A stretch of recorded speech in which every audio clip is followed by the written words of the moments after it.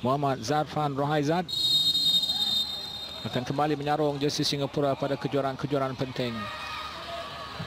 Masuk ke bahagian tengah namun dikeluarkan oleh benteng pertahanan Vietnam. Kembali hantaran untuk Muhaimin. Muhammad Muhaimin Suhaimi. Oh, cantik hantaran ini. Gol. Gerakan baik yang dilakukan oleh ketua pasukan terlebih dahulu, Amirul Imran, menghantar kepada Suhaimi Muhaimin yang mempunyai ruang masa yang begitu baik untuk melihat gerakan Adam Suwandi yang berada di near post. Apapun satu hantaran yang baik, attack the ball daripada Adam Suwandi di bahagian near post. Saya rasa ketepatan bola tersebut, berjaya mengawal bola tersebut.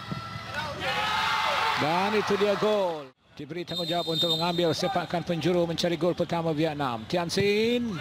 Oh, cantik sepakannya. Masukkan pemain gantian. Gareth Lau Jung Kit. Oh, satu hantaran lintang peluang. Gerakan beliau di sebelah kiri yang tanpa dikawal oleh Rushadi yang lambat mengawal beliau, dan hantaran beliau sebenarnya ke papus Du Chin saya rasa begitu baik.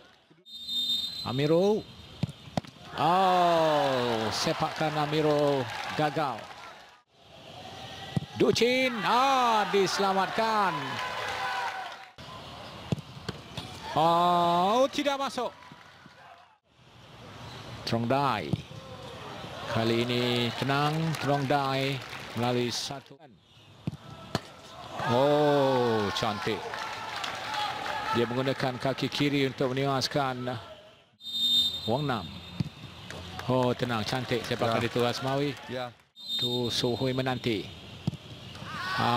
Yakin nampaknya Muhammad Hamid Shaheen Said. Oh, kencang. Oh, cantik. Satu sepakan yang yakin, bertenaga. Gol Singapura bersiap sedia. Tan Tai. Oh, kemas. Syahrin Sabirin. Ditepis. Van Hao.